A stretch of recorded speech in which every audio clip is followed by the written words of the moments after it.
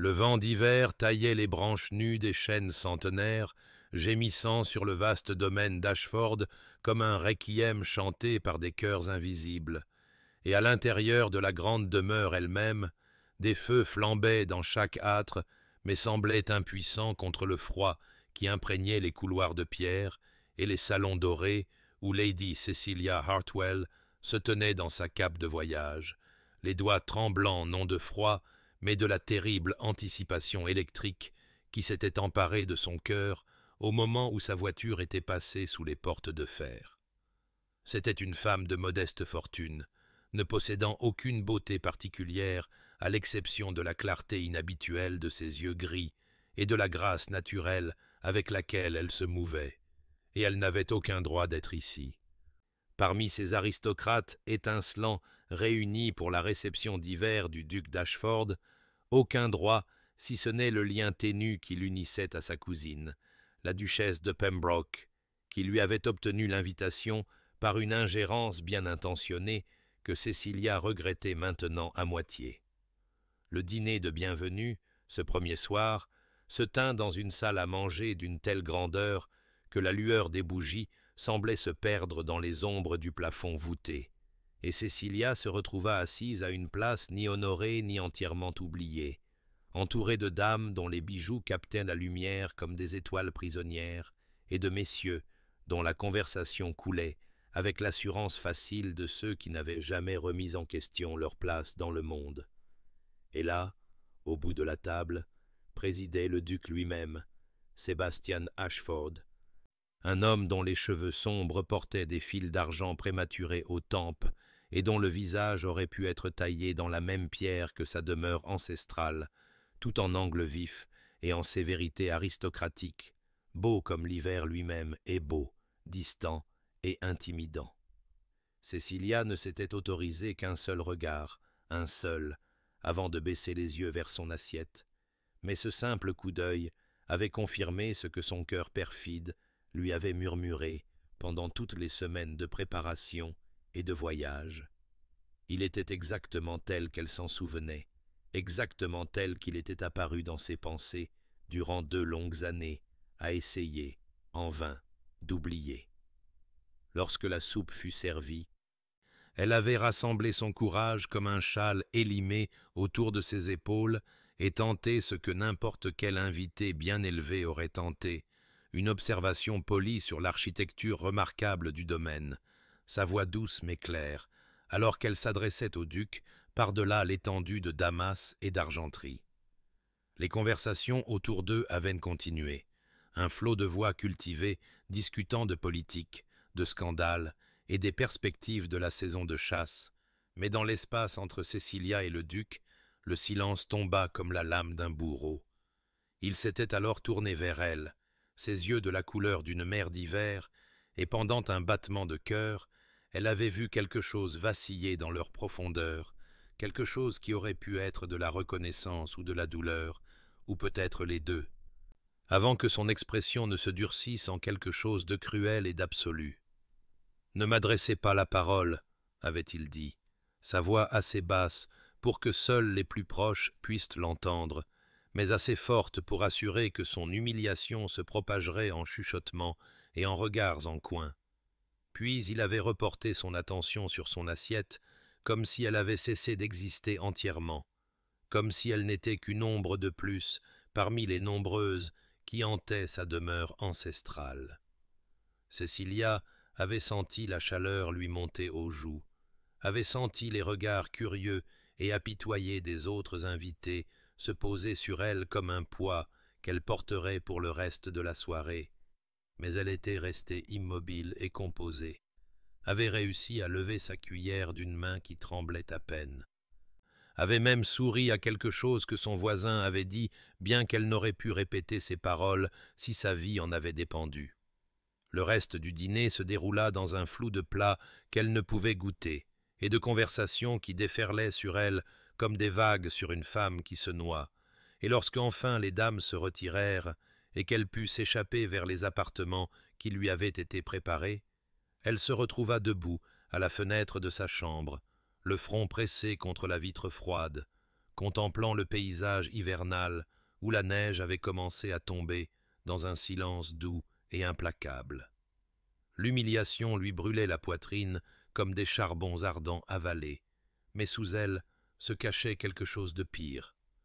quelque chose qu'elle osait à peine reconnaître, la résurrection d'un espoir qu'elle avait cru enterré depuis longtemps, la terrible prise de conscience que malgré tout, malgré 2 années de distance et d'oubli déterminé, malgré la cruauté qu'il venait de lui infliger avec une précision si désinvolte, son cœur s'emballait toujours à sa vue, aspirait toujours à lui comme une fleur vers un gel mortel.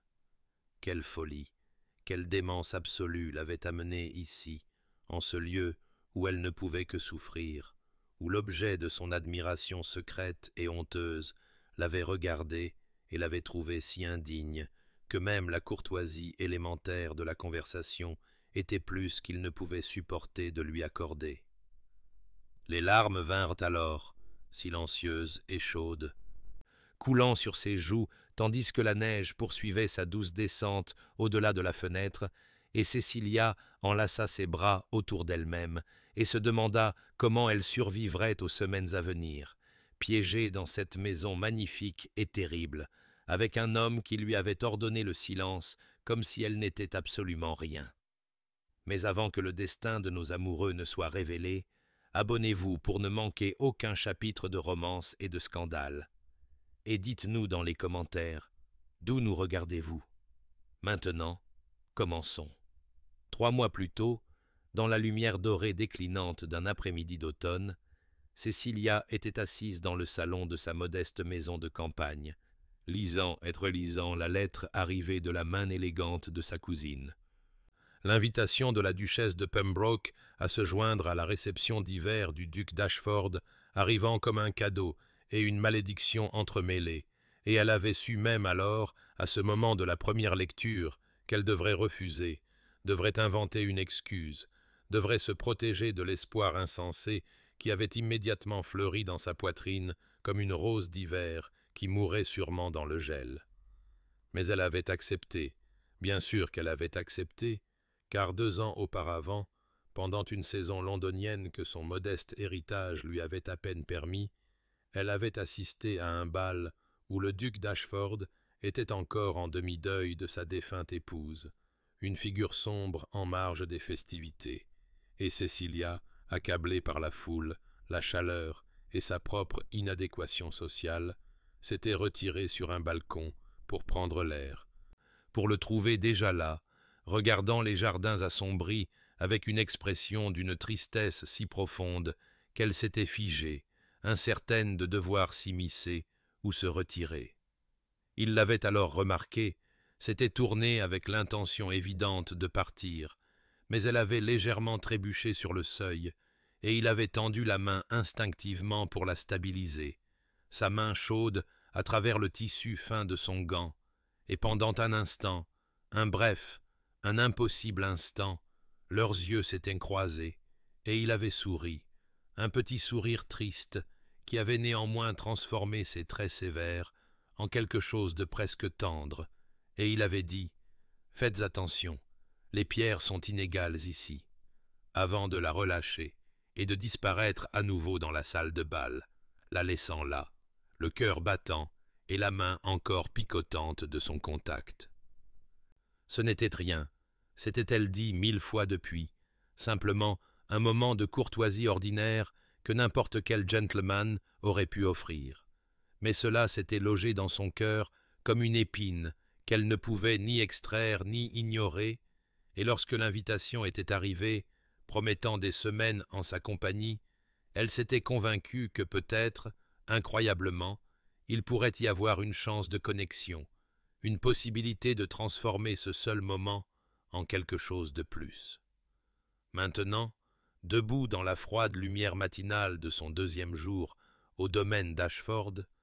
Cecilia comprenait toute la mesure de son illusion, comprenait que ce qu'elle avait vu sur son visage, cette nuit-là sur le balcon, n'était qu'un fantôme, une invention, une projection de son propre désir désespéré, et elle se prépara à naviguer le reste de la réception avec la dignité qu'elle pourrait sauver, évitant la présence du duc aussi complètement que les limites de sa maison le permettraient. La salle du petit déjeuner était remplie d'invités discutant des projets d'équitation et de promenade lorsqu'elle entra, et elle venait à peine de prendre place qu'un gentleman de l'autre côté de la table s'adressa à elle avec une chaleur sincère, se présentant comme Lord Edmund Blackwell et s'enquérant avec un intérêt si sincère de son voyage à Ashford qu'elle se retrouva à répondre naturellement, avec gratitude, à sa conversation aisée et à ses yeux bienveillants. Il était beau d'une manière ouverte et simple, son sourire facile et ses manières dépourvues de toute condescendance aristocratique. Et lorsqu'il suggéra qu'ils se joignent à la promenade de l'après-midi, elle avait accepté avec un soulagement qui frisait la gratitude, sentant en lui un allié potentiel dans cette maison où elle se sentait si cruellement malvenue. Tout au long de la journée, alors qu'elle parcourait les sentiers gelés avec Lord Blackwell, riait de ses histoires et se laissait charmer par son attention, elle restait consciente, avec un sixième sens qu'elle ne pouvait réprimer, de la présence du duc à la périphérie de chaque rassemblement,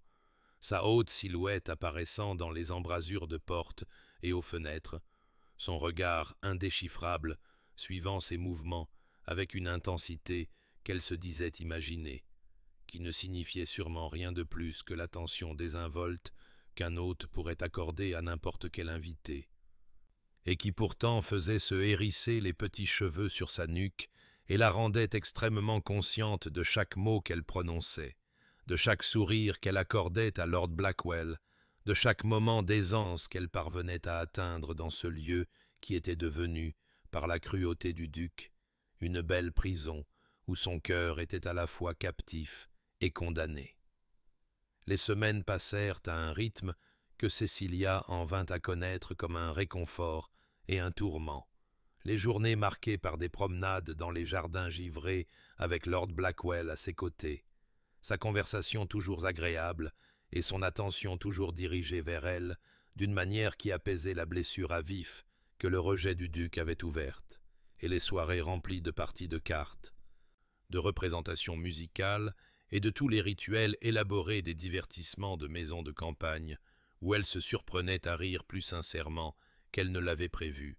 trouvant dans la présence d'Edmund une sorte d'aisance qui agissait comme un baume sur une peau brûlée. Pourtant, toujours, en marge de chaque rassemblement, elle était consciente de la présence du duc, sa haute silhouette occupant les embrasures de portes et les alcôves, ses yeux sombres suivant ses mouvements avec une intensité qu'elle se disait imaginer, qui ne signifiait sûrement rien, qui n'était que la projection de ses propres sentiments désordonnés sur un homme qui avait rendu son indifférence brutalement claire, et elle se forçait à se détourner, à rediriger son attention vers le visage bienveillant d'Edmund, vers le présent agréable plutôt que vers le passé impossible. La tempête arriva un jeudi après-midi, forçant les invités à rentrer de leur expédition prévue au village, et ils se rassemblèrent à la place dans le salon bleu pour le thé, les fenêtres secouées par le vent et la cheminée flambant contre le froid soudain, et Cecilia se retrouva assise sur une chaise délicate près du service à thé, engagée dans une conversation sans conséquence avec Lady Pemberton, lorsqu'elle tendit la main pour prendre sa tasse et manqua la distance, ses doigts accrochant le bord de la soucoupe et envoyant le thé en cascade sur la table polie, dans une tache qui s'étendait et semblait annoncer sa maladresse à toute la pièce. Elle leva les yeux, mortifiée, et trouva le duc debout à moins d'un mètre, venant juste d'entrer dans la pièce, le thé formant une flaque dangereusement proche de l'endroit où il se tenait, et elle se leva rapidement avec des excuses balbutiées, cherchant une serviette pour contenir les dégâts, les joues brûlantes d'une humiliation aggravée par sa proximité, par la façon dont il se tenait, parfaitement immobile et silencieux, observant ses tentatives frénétiques de réparer ce qu'elle avait fait. « Je suis terriblement désolée, votre grâce, » parvint-elle à dire, sa voix à peine plus haute qu'un murmure, le regardant avec des yeux qui imploraient une quelconque reconnaissance, un signe qu'il la voyait comme quelque chose de plus qu'un inconvénient, mais il ne dit rien, se contentant de la regarder avec une expression qu'elle ne put déchiffrer avant de se tourner et de quitter la pièce sans un mot. Son départ aussi silencieux et condamnant que sa présence l'avait été. Lord Blackwell fut à ses côtés immédiatement, lui prenant les serviettes trempées de ses mains tremblantes, murmurant des assurances que ce n'était rien, que de tels accidents arrivaient à tout le monde, qu'elle ne devait pas s'en affliger, et elle fut reconnaissante de sa gentillesse, même si elle sentit quelque chose en elle se briser un peu plus, la prise de conscience s'abattant sur elle comme la tempête s'abattait sur le domaine. Elle ne pouvait pas continuer ainsi, ne pouvait pas continuer à espérer de la chaleur d'un homme qui ne lui avait montré que de la glace, ne pouvait pas continuer à mesurer chaque instant à l'aune impossible d'un sourire sur un balcon 2 ans auparavant. Cette nuit-là, allongée dans son lit, avec le vent hurlant contre les fenêtres, Cecilia prit une décision qui ressemblait à la fois à une reddition et à une survie. Elle abandonnerait son admiration insensée pour le duc, elle relâcherait le rêve qui l'avait amenée ici, elle tournerait son visage vers l'affection ensoleillée de Lord Blackwell et loin de la froideur hivernale de Sebastian Ashford, et bien que la décision apportât des larmes plutôt qu'un soulagement, elle se dit que c'était nécessaire, que s'accrocher à un amour non partagé était une forme de mort lente, et qu'elle méritait mieux que de gaspiller son cœur pour un homme qui ne pouvait même pas supporter d'entendre sa voix. L'annonce du bal d'hiver eut lieu pendant le petit déjeuner par un matin de givre éclatant. La perspective de la danse et d'une célébration formelle suscitant l'excitation parmi les invités qui s'étaient lassés des divertissements d'intérieur, et Cecilia sentit son pouls s'accélérer d'anticipation et d'effroi à la pensée d'un tel événement, sachant qu'il lui faudrait naviguer la présence du duc dans un contexte qui exigeait une grâce sociale et une proximité qu'elle avait jusqu'alors réussi à éviter. Les jours précédents, le bal se déroulèrent dans un tourbillon de préparatifs, les dames discutant de robes et de bijoux, les messieurs arrangeant des partenaires particuliers, et Lord Blackwell s'était approché de Cecilia dans le salon du matin avec une demande livrée si charmante qu'elle ne put refuser, lui demandant l'honneur de la première danse, avec un sourire qui suggérait qu'il connaissait déjà sa réponse. Et elle avait accepté avec une chaleur qui la surprit, trouvant dans sa gentillesse constante une raison de regarder vers l'avant plutôt qu'en arrière, d'embrasser la possibilité plutôt que de pleurer l'impossibilité. Le soir du bal arriva, froid et clair, les étoiles brillantes dans le ciel d'hiver, et Cecilia descendit le grand escalier dans une robe de soie bleu pâle, que ses modestes moyens lui avaient néanmoins permis de commander pour la saison, ses cheveux coiffés avec une élégance simple, son cœur battant du mélange étrange d'excitation et de résignation qui était devenu son compagnon constant dans cette maison. La salle de bal flamboyait sous la lueur des bougies, les lustres projetant leur éclat doré sur les invités assemblés dans leurs plus beaux atours, et Lord Blackwell l'attendait au bas de l'escalier, ses yeux s'illuminant d'appréciation alors qu'il lui offrait son bras et la menait vers la danse, et elle était consciente, avec ce sixième sens qu'elle ne pouvait réprimer, du duc se tenant dans l'ombre près des hautes fenêtres, sa silhouette à peine visible dans l'obscurité au-delà de la lumière, regardant Edmund la conduire sur la piste pour la valse d'ouverture. Ils se déplaçaient ensemble avec une grâce aisée, la conversation d'Edmund légère et agréable, sa main ferme à sa taille, et Cecilia se surprenait à sourire sincèrement, à profiter réellement du moment, jusqu'à ce qu'un éclat de rire d'un groupe de dames près de la table des rafraîchissements attire son attention pendant un tour, et elle entendit, avec la terrible clarté d'une écoute accidentelle, la voix de Lady Pemberton dire « Une telle tragédie, vraiment. Le duc est figé dans le deuil depuis 3 ans, depuis la mort de sa femme. On dit qu'il supporte à peine d'être en compagnie, qu'il voit son fantôme dans chaque pièce de cette maison. »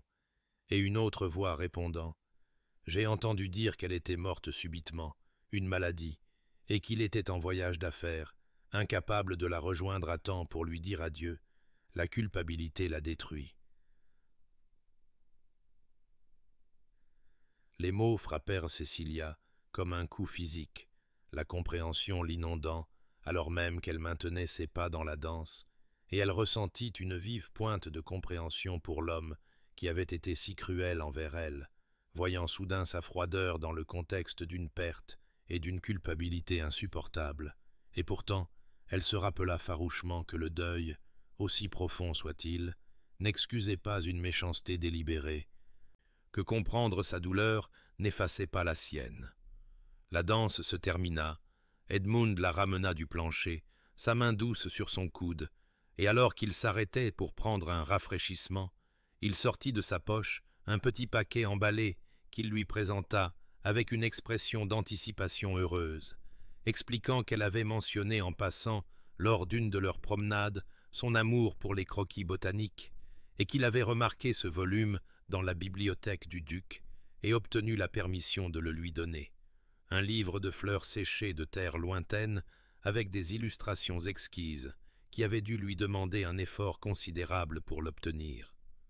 Cecilia sentit des larmes lui piquer les yeux devant sa prévenance, devant la façon dont il écoutait et se souvenait des petits détails de sa conversation, devant la gentillesse qui ne demandait rien en retour que son bonheur, et elle le remercia avec une émotion sincère, tenant le livre comme s'il était quelque chose de précieux, même si son regard dérivait involontairement vers les ombres où le duc s'était tenu, trouvant l'espace maintenant vide, l'obscurité inoccupée, comme s'il n'avait été qu'un fantôme conjuré par sa conscience coupable et les contes de fantômes des commères. L'amitié entre Cecilia et Lady Arabella Ashford commença tout naturellement dans les jours qui suivirent le bal d'hiver, lorsque la sœur cadette du duc la chercha dans la salle de musique où Cecilia était allée s'exercer, et Arabella entra avec une chaleur qui semblait totalement incongrue avec la froideur de son frère, s'installant sur le siège de la fenêtre et déclarant qu'elle avait désespérément besoin de compagnie agréable après avoir enduré les histoires interminables de Lady Pemberton sur les accomplissements musicaux de sa fille. Arabella avait peut-être 3 ans de moins que Cecilia, possédait des boucles sombres et des yeux intelligents qui rappelaient douloureusement à Cecilia son frère, mais là où le regard de Sébastien était fermé et distant, celui d'Arabella pétillait de curiosité et de gentillesse sincère,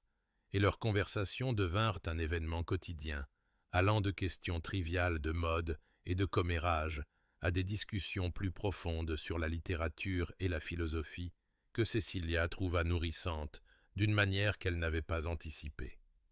C'est au cours d'une de ces conversations, alors qu'elles étaient assises ensemble dans la véranda à regarder la neige tomber au-delà des murs de verre, qu'Arabella parla de son frère avec une tristesse qui fit mal au cœur de Cecilia, malgré sa détermination à rester indifférente aux problèmes du duc.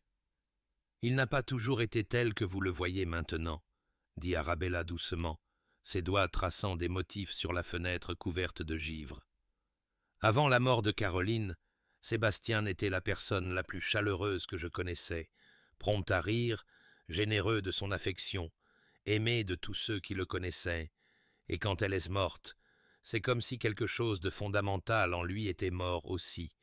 et je l'ai regardé se replier de plus en plus sur lui-même à chaque mois qui passait, jusqu'à ce que je craigne qu'il ait oublié comment être autre chose que froid. Cecilia écoutait, la gorge serrée, comprenant davantage à chaque mot, mais nourrissant toujours la blessure de sa cruauté, et elle demanda prudemment si le duc avait beaucoup aimé sa femme, ce à quoi Arabella répondit qu'il l'avait aimée, mais qu'elle se demandait parfois si son état actuel était moins une question d'amour que de culpabilité, du terrible fardeau de ne pas avoir été présent quand Caroline avait le plus besoin de lui. Puis Arabella s'était tournée vers Cecilia avec une expression perplexe, disant quelque chose qui lui fit parcourir un frisson. « Vous savez, c'est la chose la plus étrange, mais vous rappelez quelqu'un à mon frère, j'en suis certaine, car je l'ai surpris à vous observer quand il pense que personne ne le regarde, et il y a quelque chose sur son visage, une sorte de reconnaissance ou de douleur, ou peut-être les deux, bien que je ne puisse imaginer à qui vous pourriez ressembler, ou pourquoi cela devrait le troubler. Cecilia avait détourné l'observation, redirigeant la conversation vers des sujets plus sûrs, mais les mots la hantèrent les jours suivants, alors que les préparatifs commençaient pour les célébrations de Noël qui marqueraient le cœur de la saison hivernale. La grande salle devait être décorée de manière traditionnelle, et Cecilia se retrouva parmi le groupe de dames et de messieurs qui se portèrent volontaires pour aider avec la verdure et les rubans, grimpant sur des échelles pour accrocher des guirlandes de houx et de lierre, son rire éclatant alors que Lord Blackwell faisait une observation amusante sur la précarité de leur position. Et c'est au milieu de cette gaieté qu'elle prit conscience de la présence du duc dans l'embrasure de la porte, sa haute silhouette immobile dans l'ombre, la regardant avec une intensité qui lui coupa le souffle. Leurs yeux se croisèrent à travers l'étendue de la salle, et pendant un instant qui sembla suspendu hors du temps,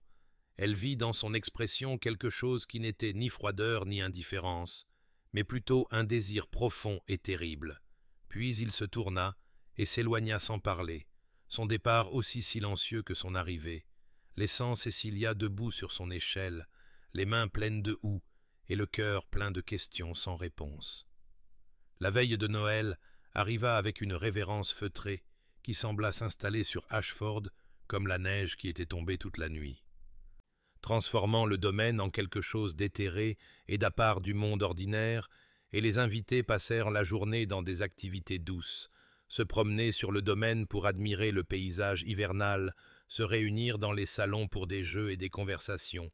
se préparer pour la célébration du soir qui comprendrait un dîner formel et un office de minuit dans la chapelle familiale. Lord Blackwell était devenu notablement plus attentif à Cecilia ces derniers jours, sa gentillesse acquérant une qualité d'intentionnalité qu'elle ne pouvait méprendre, et bien que sa compagnie restât agréable et sa conversation engageante, elle ressentait en elle un malaise croissant qui n'avait rien à voir avec lui et tout à voir avec le duc, dont la présence dans la maison était devenue de plus en plus troublée, ses apparitions aux repas sporadiques, sa participation aux activités sociales pratiquement inexistantes. Arabella avait mentionné avec inquiétude que Sébastien passait de longues heures seul dans son bureau,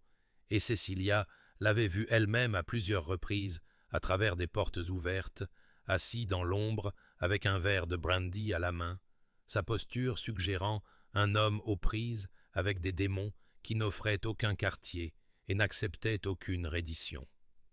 Après le dîner, alors que les invités se dispersaient pour se préparer à l'office du soir, Cecilia réalisa qu'elle avait laissé son livre de prière dans la bibliothèque et alla le chercher, les couloirs calmes et faiblement éclairés, alors qu'elle traversait la maison, et lorsqu'elle poussa la porte de la bibliothèque, elle ne trouva pas la pièce vide qu'elle attendait, mais le duc debout à la fenêtre, le dos tourné, sa silhouette se découpant sur la neige éclairée par la lune au-delà, et l'odeur de brandy flottait lourdement dans l'air. Elle se figea sur le seuil, le souffle coupé, chaque instinct lui disant de se retirer avant qu'il ne prenne conscience de sa présence. Mais un petit bruit dut la trahir, car il se tourna lentement, et même dans l'obscurité, elle put voir la dévastation sur son visage, la preuve d'une bataille interne qui l'avait laissé blessé, hélas. « Votre grâce, je m'excuse, » commença-t-elle, les mots automatiques, puis elle se souvint de son commandement, de l'interdiction qu'il lui avait imposée devant témoins, et elle ferma la bouche, se tournant pour partir avec autant de dignité qu'elle pouvait rassembler, sa main déjà sur la poignée de la porte, quand sa voix l'arrêta. « Attendez !» Le mot unique tomba dans le silence comme une pierre dans une eau calme,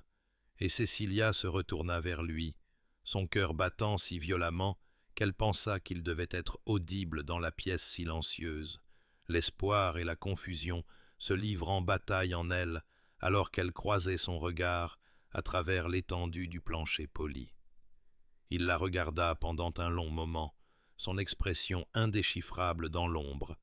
et elle attendit, respirant à peine, les mots qui suivraient ce singulier commandement, mais aucun ne vint. Il se tenait simplement là, la regardant avec quelque chose qui aurait pu être du désir ou du regret, ou les deux, ses lèvres s'entr'ouvrant comme pour parler, puis se refermant, et finalement il se retourna vers la fenêtre, ses épaules raides de tension. Son silence, un renvoi plus cruel que n'importe quel mot aurait pu l'être. Cécilia sentit les larmes lui brûler les yeux, sentit la colère et la douleur lui monter à la gorge comme de la bile, et elle partit sans un autre mot, tirant la porte derrière elle avec un soin exquis, refusant de lui donner la satisfaction de l'entendre claquer, et elle marcha rapidement à travers les couloirs jusqu'aux appartements d'Arabella, où elle frappa avec des mains tremblantes et fut admise immédiatement. Son sang-froid s'effondrant finalement alors qu'elle s'affaissait dans le fauteuil que son ami lui offrait et confessait en phrases brisées ses sentiments impossibles et contradictoires pour un homme qui la traitait avec une cruauté si incompréhensible, mais qui la regardait avec des yeux qui parlaient d'une souffrance qu'elle ne pouvait sonder et ne savait pas comment guérir. Janvier arriva avec un dégel qui transforma la neige en gadoue et le paysage immaculé en quelque chose de gris et de peu attrayant. Et avec la nouvelle année vint un changement subtil dans la dynamique de la réception, car les attentions de Lord Blackwell envers Cecilia avaient évolué de la chaleur amicale de la camaraderie à quelque chose d'indéniablement délibéré. Sa cour menait avec une telle bienséance et une sincérité si évidente que même les observateurs les plus cyniques le remarquaient avec approbation, notant qu'il lui ferait un excellent mari, qu'il semblait bien assorti en tempérament et en intérêt, qu'il était en effet heureux pour une jeune femme de modeste fortune d'attirer l'attention d'un gentleman aussi éligible. Cecilia accepta ces attentions avec un mélange de gratitude et de résignation, car elle avait résolu, après la douloureuse rencontre de la veille de Noël, d'abandonner les espoirs insensés qu'elle avait nourris à l'égard du duc, d'embrasser l'avenir que Lord Blackwell lui offrait avec sa promesse de gentillesse, de stabilité et d'une affection qui n'enflammerait peut-être pas son âme, mais qui au moins ne la brûlerait pas de sa froideur.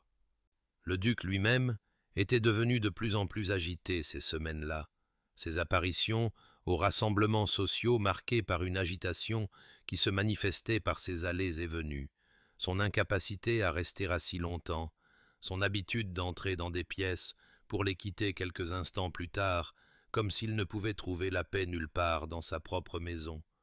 Mais il maintenait toujours son terrible silence envers Cecilia, refusait toujours de lui parler directement, et elle en était venue à le haïr pour cela, même si une partie traîtresse de son cœur continuait de souffrir en sa présence. La partie de luge fut organisée par plusieurs des plus jeunes invités par un après-midi ensoleillé où la température avait de nouveau chuté et gelé la gadoue en quelque chose de praticable. Et Cecilia se retrouva à rire avec un plaisir sincère en descendant la colline derrière les jardins sud, l'air froid lui brûlant les joues et la vitesse exaltante après tant de jours confinés à l'intérieur. Et c'est lors de sa troisième descente que son traîneau heurta une crête de glace inattendue et se renversa, la faisant rouler dans la neige avec un cri de douleur aiguë alors que sa cheville se tordait sous elle.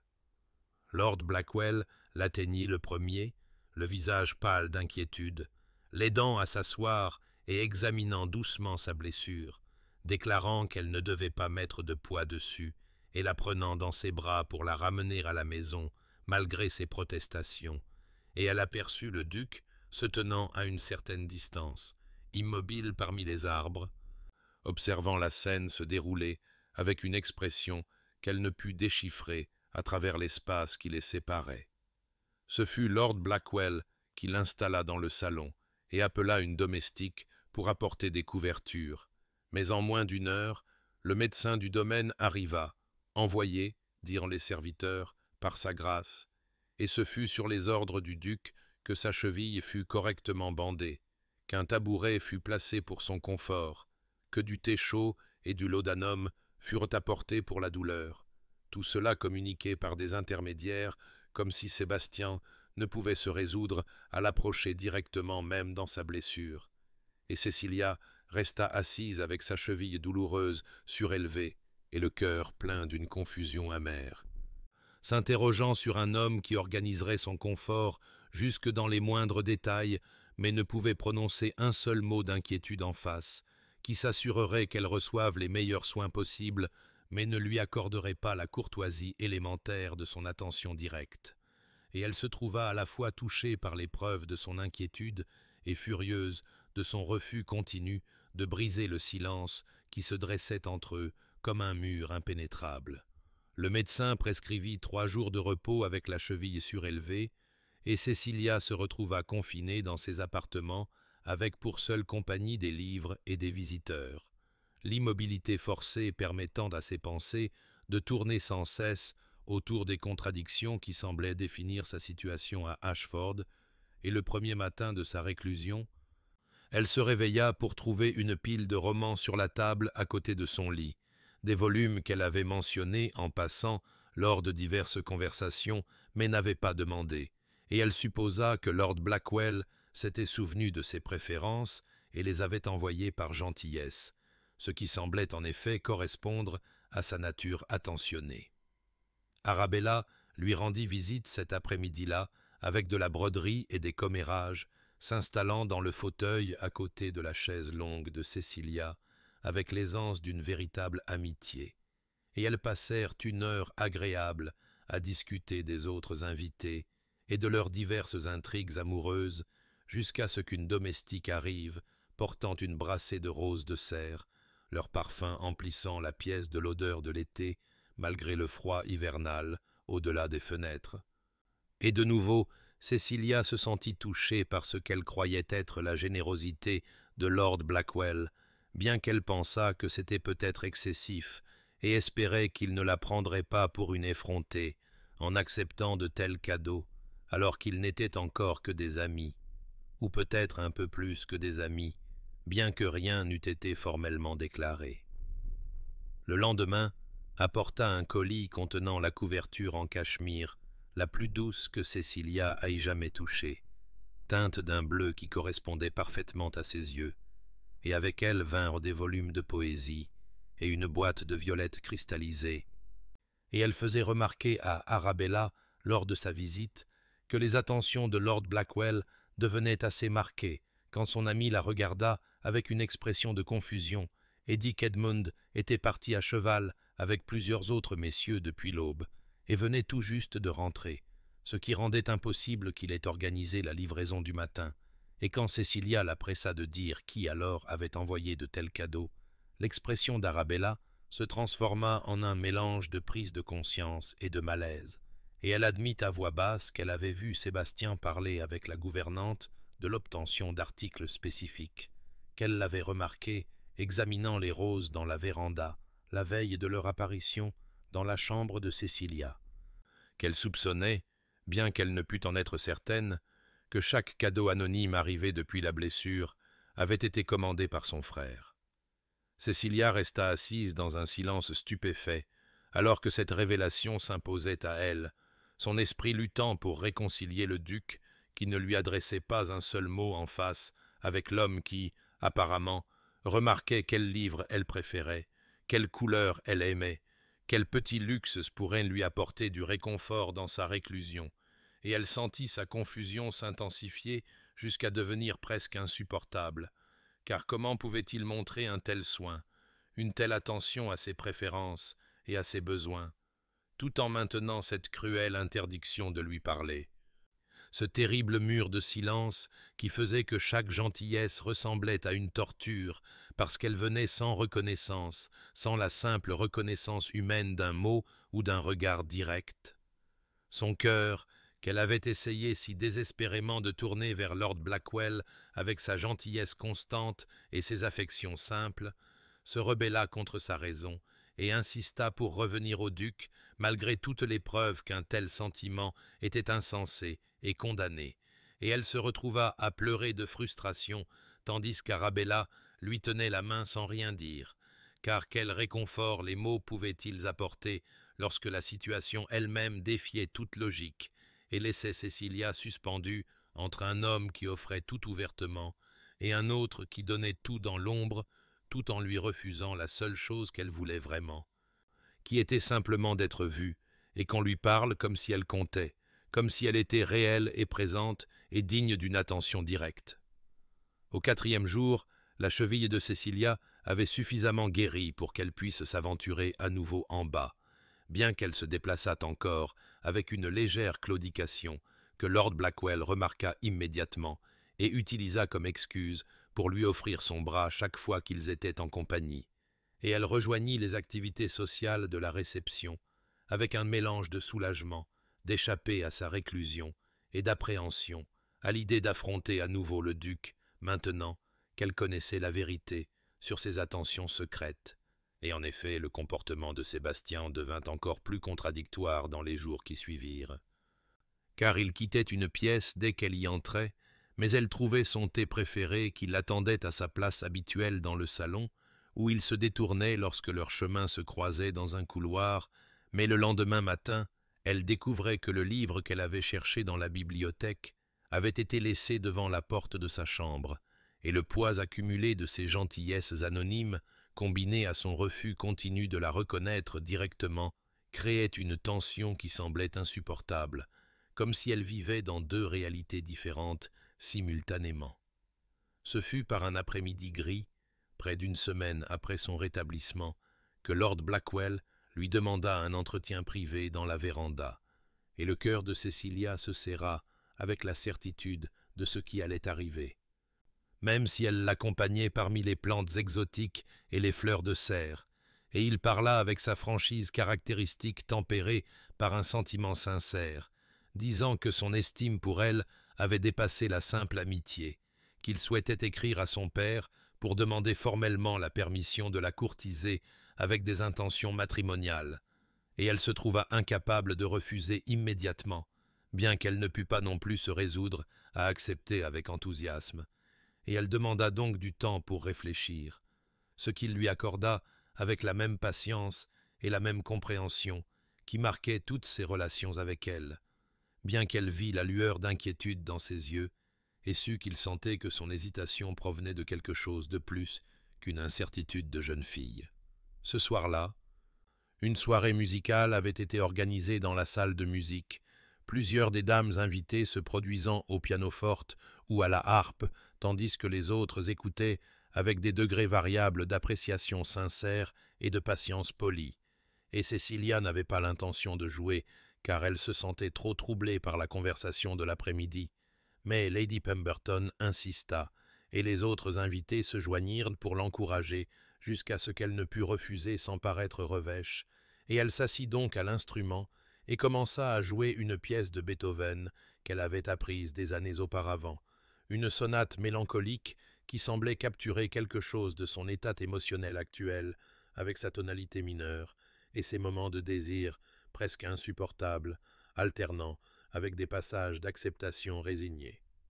Elle se perdit dans la musique comme elle le faisait toujours en interprétant cette composition particulière, ses doigts se déplaçant sur les touches avec l'assurance d'une longue pratique, tandis que son esprit dérivait vers des pensées de situations impossibles et de cœurs divisés contre eux-mêmes,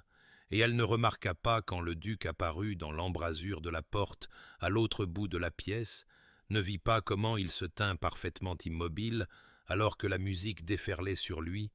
n'observa pas la façon dont son expression se transforma de son habituelle neutralité prudente en quelque chose de brut et d'exposé, le chagrin, le désir et la reconnaissance tous visibles dans les lignes de son visage pour quiconque voulait bien regarder. Mais Arabella vit, assise comme elle l'était près de l'entrée, et elle observa le visage de son frère pendant que Cecilia jouait et comprit à ce moment quelque chose qu'elle n'avait fait que soupçonner auparavant, que les sentiments compliqués que Sébastien nourrissait envers Cecilia étaient bien plus profonds qu'une simple ressemblance avec sa défunte femme ou la douleur de rappels importuns. Et lorsque les dernières notes s'évanouirent et que les invités applaudirent de la performance de Cecilia, Arabella jeta de nouveau un coup d'œil vers l'embrasure de la porte pour la trouver vide, son frère ayant disparu aussi silencieusement qu'il était apparu, et elle se demanda, avec un mélange de tristesse et de frustration, combien de temps Sébastien avait l'intention de maintenir cette torture de proximité et de distance, de sollicitude et de silence, avant que quelque chose ne se brise irrémédiablement dans la terrible tension qu'il avait créée. Le lendemain matin de la soirée musicale, Arabella arriva dans les appartements de Cecilia plus tôt que d'habitude, avec une expression qui suggérait qu'elle portait quelque chose de lourd sur le cœur, et lorsque Cecilia l'invita à s'asseoir, son amie hésita avant de dire qu'il y avait des choses sur le passé de Sébastien qui pourraient aider Cecilia à comprendre son comportement, bien que parler d'elle lui donnât l'impression de trahir l'intimité de son frère, mais qu'elle ne pouvait plus regarder deux personnes qu'elle aimait souffrir dans une confusion et une douleur si inutiles. Arabella s'installa dans le fauteuil près de la fenêtre où la pâle lumière du soleil d'hiver tombait sur son visage et commença à parler de Caroline, la défunte épouse de Sébastien, décrivant une femme d'une beauté remarquable, avec des cheveux sombres et des yeux bleus, une femme dont le portrait était toujours accroché dans les appartements privés de Sébastien, bien qu'il ait retiré toutes les autres traces d'elle des pièces publiques du domaine, et tandis qu'Arabella parlait des traits et de la couleur de Caroline, Cecilia sentit une froide compréhension commencer à s'installer en elle, car la description correspondait à sa propre apparence avec une précision troublante qui ne pouvait être une simple coïncidence. La ressemblance, expliqua Arabella avec un malaise évident, était assez frappante, pas identique certainement, mais suffisamment similaire pour que voir Cecilia ait apparemment profondément affecté Sébastien dès son arrivée. Et Arabella avoua qu'elle avait remarqué le comportement étrange de son frère envers Cecilia dès le premier dîner et avait soupçonné que la ressemblance jouait un rôle dans sa froideur, bien qu'elle ne pût comprendre pleinement la profondeur de sa réaction, ou pourquoi il choisirait la cruauté plutôt que le simple évitement. Caroline était morte il y a 3 ans, continua Arabella, sa voix baissant à un murmure à peine audible, et les circonstances de sa mort avaient aggravé le chagrin de Sébastien avec une culpabilité qu'il n'avait jamais pu résoudre, car elle était tombée malade subitement alors qu'il se rendait à Londres pour les affaires du domaine, et le temps que la nouvelle lui parvienne et qu'il retourne à Ashford, elle était déjà partie, enterrée dans le caveau familial avant qu'il ne puisse la voir une dernière fois ou prononcer les mots d'amour et d'adieu qu'il porterait en silence pour le reste de sa vie. Sébastien s'était blâmé avec une intensité qui effrayait ceux qui l'aimaient, dit Arabella, convaincu que s'il avait été présent, il aurait pu, d'une manière ou d'une autre, empêcher sa mort, ou du moins soulager ses dernières heures, et cette culpabilité l'avait transformé de l'homme chaleureux et engagé qu'il avait été en la figure froide et retirée qui présidait maintenant sur Ashford comme un fantôme hantant sa propre vie, et pendant 3 ans, il avait vécu dans une sorte d'animation suspendue, ni tout à fait vivant, ni entièrement réclamé par le chagrin, existant simplement dans les espaces intermédiaires. Arabella croyait que voir Cecilia avait réveillé quelque chose en Sébastien qu'il avait désespérément essayé de garder enfoui, que la ressemblance avec Caroline servait à la fois de rappel douloureux de sa perte et peut-être de quelque chose de plus compliqué qu'il ne pouvait se permettre de reconnaître, car comment pouvait-il ressentir quelque chose pour quelqu'un qui ressemblait tant à la femme dont il se blâmait encore la mort, et comment pouvait-il se permettre la possibilité d'une connexion alors qu'il ne s'était pas encore pardonné les échecs perçus du passé? Cecilia écouta tout cela avec un mélange de compassion et de colère montante, car si elle pouvait comprendre le chagrin et même la paralysie de la culpabilité,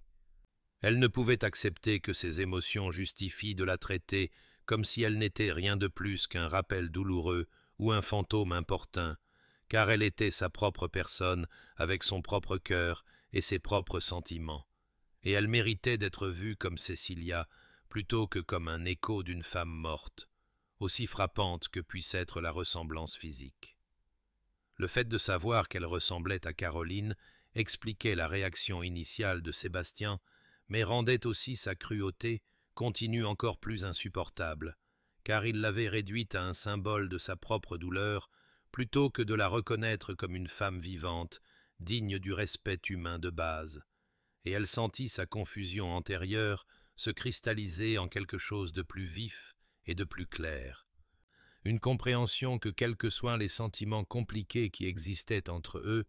ils étaient empoisonnés par son refus de voir au-delà de son propre chagrin la réalité de qui elle était vraiment. Février arriva avec l'annonce que les invités commenceraient à quitter Ashford dans une quinzaine de jours, la réception s'étant prolongée bien au-delà de sa durée initiale, mais atteignant finalement sa conclusion naturelle. Et la nouvelle apporta avec elle un étrange mélange de soulagement et d'urgence que Cecilia ressentit comme un poids s'abattant sur tout le domaine, car les décisions qui avaient été reportées dans la qualité intemporelle de l'isolement hivernal ne pouvaient plus être évitées,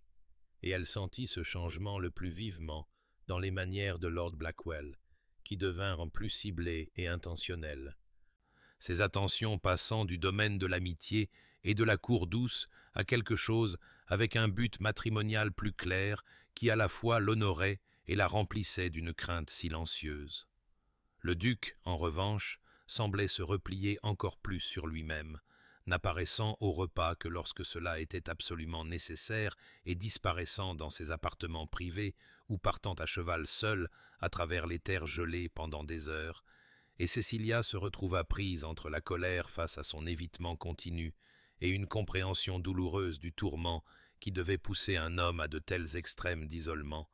bien que la compréhension ne fît rien pour apaiser la blessure d'être traité comme si son existence même lui causait de la souffrance. Ce fut par un après-midi gris, 5 jours après l'annonce du départ, que Cecilia se retrouva seule dans la bibliothèque, cherchant refuge parmi les livres comme elle l'avait si souvent fait pendant cette visite étrange et difficile, et elle se tenait devant les étagères, près de la fenêtre, lorsqu'elle entendit la porte s'ouvrir, et se tourna pour voir le duc lui-même entrer, ne s'attendant clairement à trouver personne dans la pièce, et ils restèrent figés un long moment, la longueur de la bibliothèque entre eux comme un gouffre infranchissable. Elle observa son visage, vit le schéma familier des émotions le traverser, la reconnaissance initiale suivie de quelque chose qui aurait pu être du désir, avant que les murs ne se dressent à nouveau et que son expression ne se referme, et à ce moment-là, quelque chose en Cecilia se brisa, une dernière réserve de patience, de peur ou de bienséance qui l'avait maintenue silencieuse face à sa cruauté,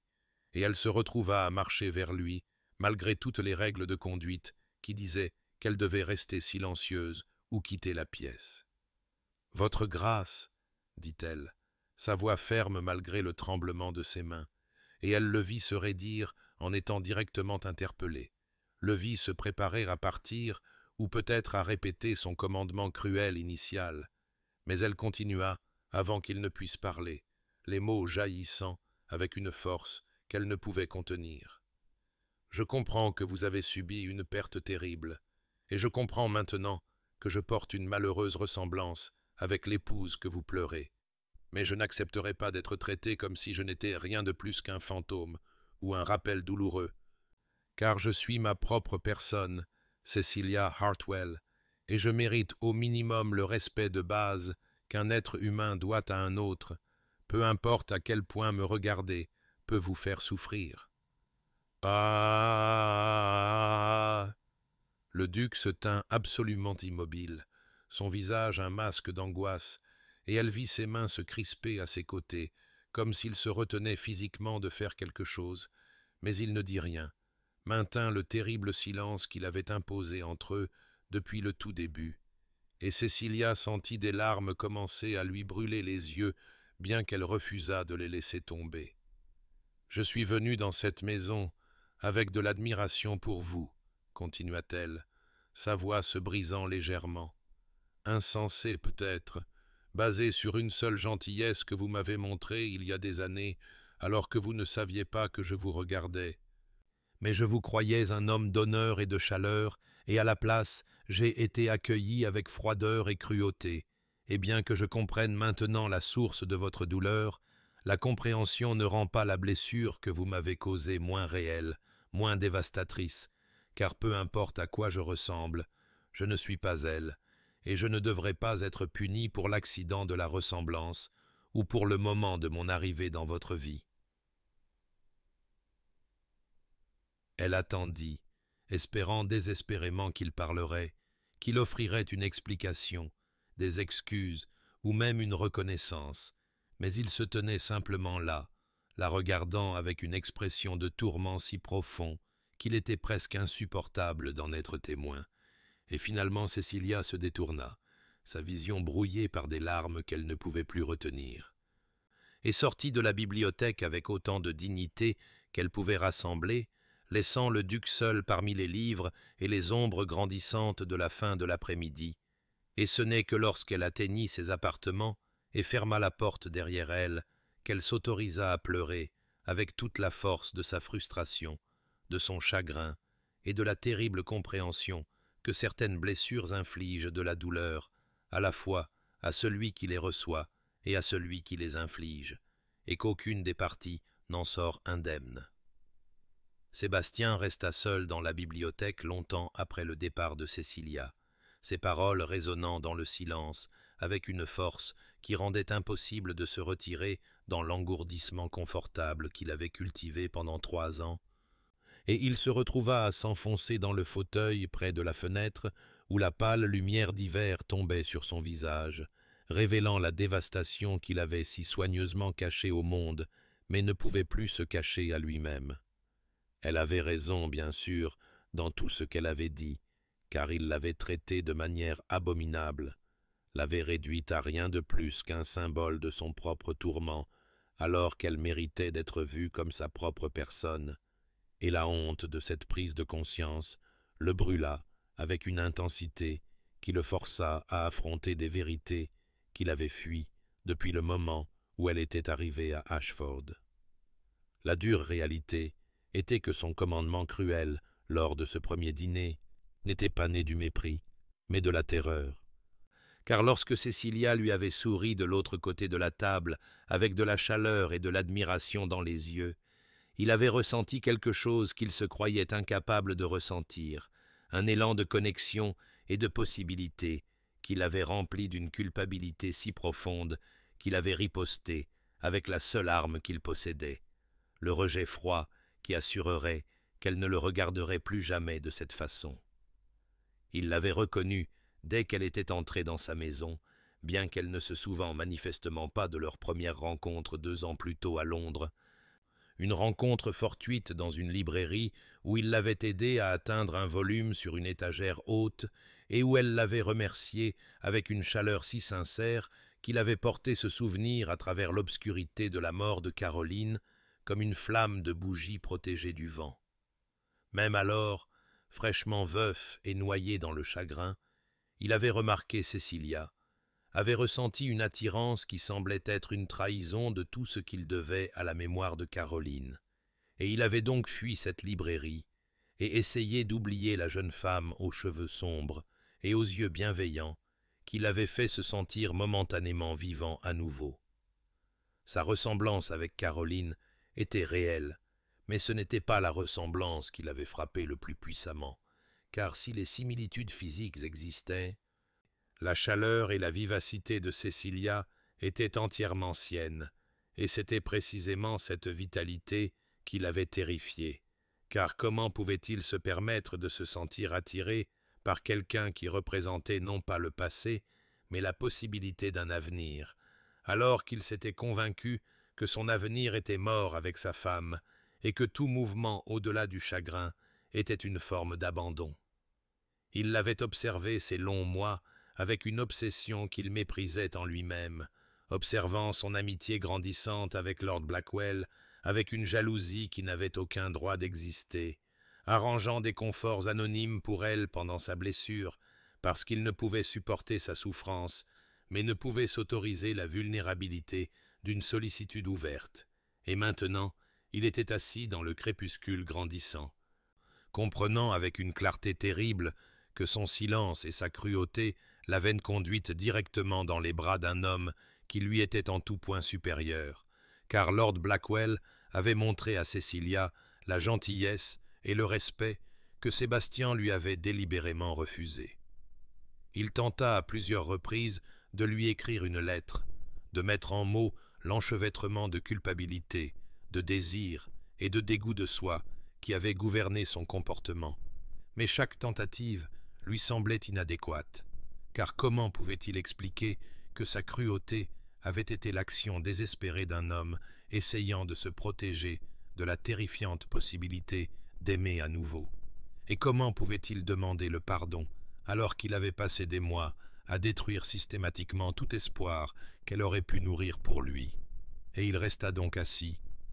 entouré de pages jetées remplies de confessions incomplètes, regardant par la fenêtre Lord Blackwell se promener dans le jardin en bas, planifiant sans doute la demande en mariage qui réclamerait Cecilia pour toujours et relèguerait Sébastien à l'existence isolée qu'il avait cru vouloir, mais qu'il comprenait maintenant être une sorte de mort. La Saint-Valentin arriva à Ashford avec une atmosphère de festivité forcée, qui semblait souligner, plutôt que dissiper, les tensions sous-jacentes qui s'étaient accumulées tout au long de l'hiver. Et les serviteurs décorèrent la grande salle de rubans et de cœurs découpés dans du papier cramoisi, tandis que les invités restants se rassemblaient pour ce qui serait l'une des dernières célébrations avant la conclusion de la réception. Et Cecilia s'habilla pour la soirée avec un étrange sentiment de résignation s'abattant sur elle comme un manteau familier, car elle avait pris une décision dans les jours qui avaient suivi sa confrontation avec le duc, une décision née non pas de la joie, mais du pragmatisme et de la compréhension épuisée qu'elle ne pouvait continuer à désirer un homme qui avait rendu son rejet d'elle dévastateur et clair. Lord Blackwell avait été d'une gentillesse sans faille, lui avait montré respect et affection sincère, s'était avéré digne de toutes les manières mesurables, et bien que son cœur ne s'emballât pas à son approche, comme il continuait follement à le faire à la simple pensée du duc, elle se disait qu'une affection stable était une base plus fiable pour un mariage que l'intensité douloureuse d'un sentiment non partagé. Et elle se prépara donc à embrasser l'avenir qu'il pourrait lui offrir, à tourner son visage vers une vie qui promettait la gentillesse, sinon la passion, la compagnie, sinon la connexion profonde de l'âme dont elle avait autrefois rêvé. Le duc était notablement absent des festivités, et Cecilia ressentit à la fois un soulagement et une déception poignante de son absence, car une partie d'elle avait nourri un espoir désespéré que l'avoir accepté un autre homme pourrait enfin le provoquer à briser son silence, bien qu'elle reconnût cet espoir comme le dernier soupir du romantisme insensé qui ne lui avait causé que de la douleur. La soirée se déroula avec de la musique et de la danse, avec des jeux et des rires qui sonnaient creux aux oreilles de Cecilia, bien qu'elle y participât avec autant de grâce qu'elle pouvait en rassembler. Et elle remarqua que Lord Blackwell la regardait avec une intensité particulière, le vit échanger des regards significatifs avec plusieurs autres messieurs comme s'ils étaient au courant d'un plan, et son estomac se serra avec le pressentiment de ce qui allait arriver, la demande en mariage qu'elle savait inévitable, mais à laquelle elle se sentait encore mal préparée. Alors que la soirée atteignait son milieu, Lord Blackwell s'approcha d'elle avec une formalité inhabituelle, et lui demanda si elle pouvait l'accompagner à la véranda, car il y avait arrangé quelque chose de spécial pour elle, et Cecilia sentit son cœur commencer à battre de terreur et de devoir à parts égales, alors qu'elle posait sa main sur son bras et se laissait conduire loin de la salle bondée. La véranda avait été transformée en quelque chose d'un conte de fées. Avec des bougies vacillant parmi les palmiers en pot et des fleurs d'hiver arrangées en étalages élaborés, et l'odeur des fleurs de serre flottait lourdement dans l'air chaud, alors que Lord Blackwell la guidait vers le centre de l'espace, où la lumière de la lune filtrait à travers le plafond de verre pour illuminer une petite table dressée avec du champagne et une boîte en velours qui ne pouvait contenir qu'une seule chose. Et Cecilia avait l'impression de se regarder de loin, observant une scène dans laquelle elle était actrice plutôt qu'auteur,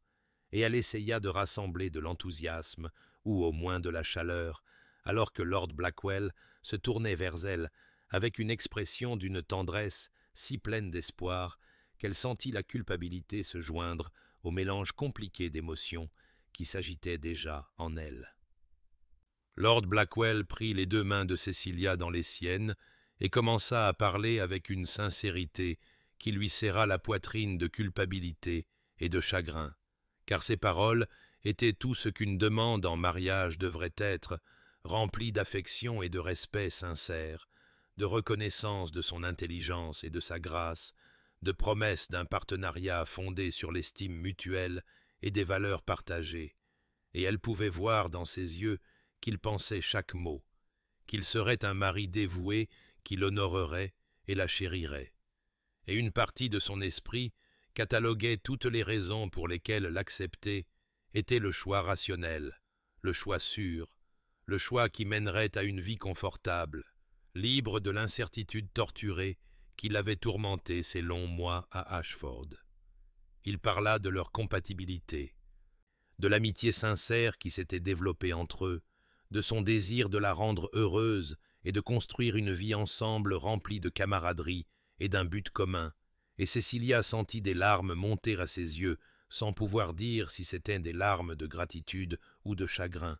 car elle reconnaissait le précieux cadeau qu'il lui offrait et sentait le poids de ce qu'elle savait devoir faire peser sur elle avec une force inexorable, et ainsi, lorsqu'il posa enfin la question, lorsqu'il dit avec un espoir tremblant « Lady Cecilia Hartwell, me feriez-vous l'extraordinaire honneur de devenir ma femme ?» Elle prit une inspiration qui ressemblait à une reddition et ouvrit la bouche pour prononcer les mots qui scelleraient son destin et lui permettraient enfin d'échapper au désir impossible qui ne lui avait apporté que de la douleur. « Oui, » s'entendit-elle dire, le mot sortant avec moins de conviction qu'elle ne l'avait espéré, mais avec une finalité néanmoins, et elle continua « Je le veux ».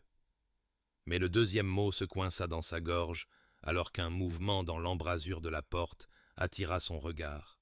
et elle tourna la tête pour voir le duc d'Ashford se tenant là, comme s'il avait été conjuré par son désespoir subconscient, son visage illuminé par la lueur des bougies d'une manière qui révélait chaque ligne d'angoisse qui y était gravée, et leurs yeux se croisèrent à travers la véranda avec un impact qui sembla physique, et elle vit dans son expression une dévastation si nue que son souffle s'arrêta entièrement, car ce n'était pas l'homme froid et contrôlé qui lui avait ordonné le silence des mois auparavant, mais plutôt quelqu'un dépouillé de toutes ses défenses, quelqu'un dont les murs soigneusement érigés s'étaient effondrés pour révéler la souffrance brute en dessous. Pendant un moment qui sembla s'étirer en une éternité, personne ne bougea ni ne parla,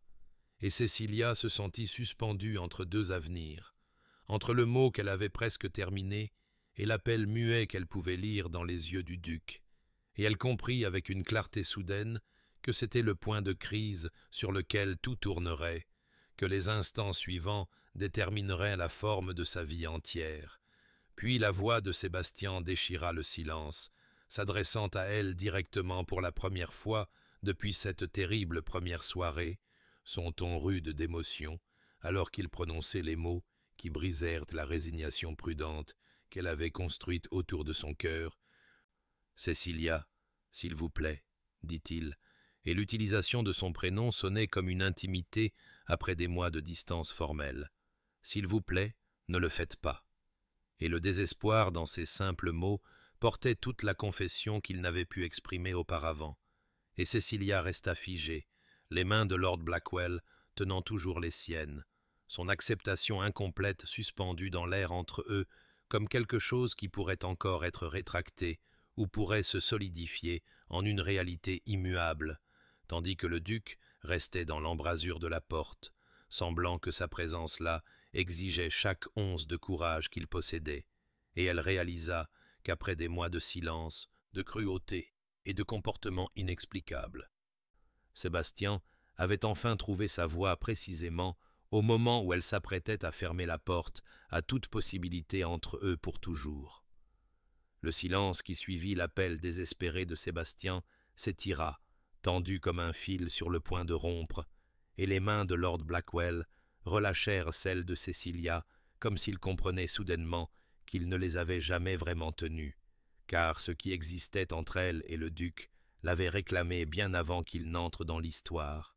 et il recula avec la dignité prudente d'un homme déterminé à préserver son honneur même au moment de son effondrement, et il dit avec un calme admirable, bien que la douleur vacillât sur ses traits, « Je crois qu'il y a quelque chose qui doit être dit entre vous, quelque chose qui aurait peut-être dû être dit il y a longtemps, et je suis assez gentleman pour reconnaître quand je joue un rôle dans la tragédie de quelqu'un d'autre plutôt que d'écrire mon propre bonheur. » Et il regarda Cecilia avec une compréhension qui lui fit piquer les yeux de larmes de gratitude et de culpabilité. Puis il se tourna vers Sébastien avec une expression qui contenait un avertissement mêlé de résignation, en ajoutant « J'ose espérer que vous comprenez ce que vous demandez, Ashford, ce que vous interrompez,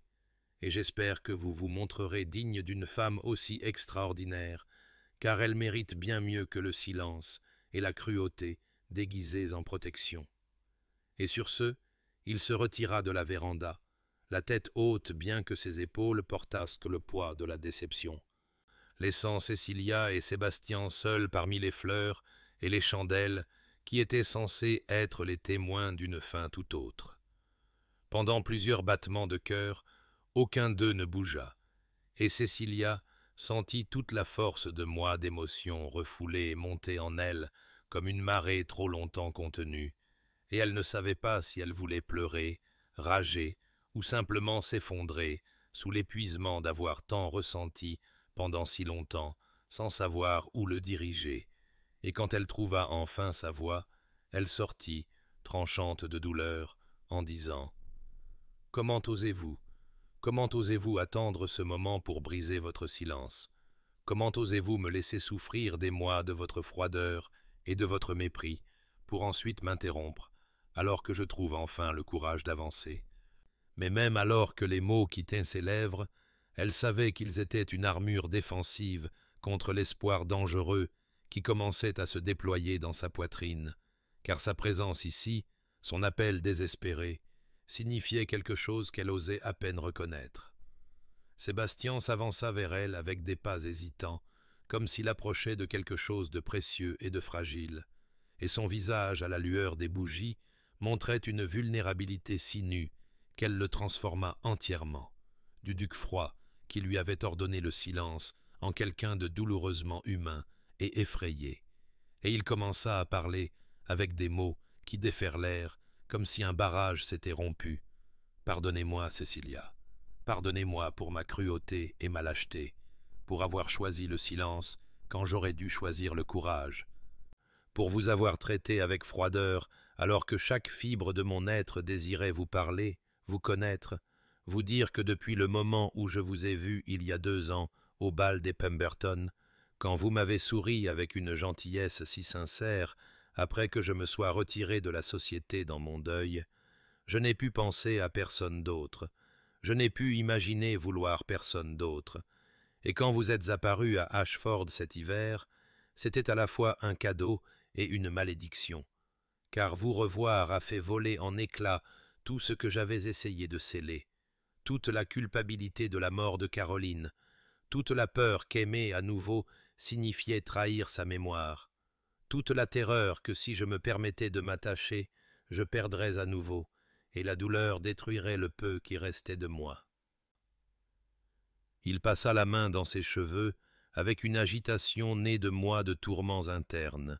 et continua avec une urgence croissante.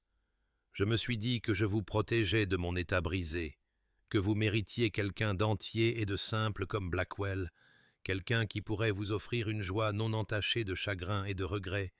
mais la vérité est que je me protégeais moi-même, me cachant derrière ma perte, plutôt que d'affronter la terrifiante possibilité que la vie puisse offrir de secondes chances à ceux qui craignent de ne pas les mériter. Et je vous ai regardé avec lui, je vous ai regardé sourire et rire, et vous préparer lentement à construire un avenir qui ne m'incluait pas. Et je me suis dit que c'était juste, que je devais me contenter de vous avoir préservé de l'obscurité que je porte. Mais ce soir, quand je vous ai entendu commencer à accepter sa demande, j'ai compris avec une clarté dévastatrice que j'avais fait une terrible erreur, que mon silence ne nous avait protégés ni l'un ni l'autre, mais avait au contraire causé la perte même que je craignais.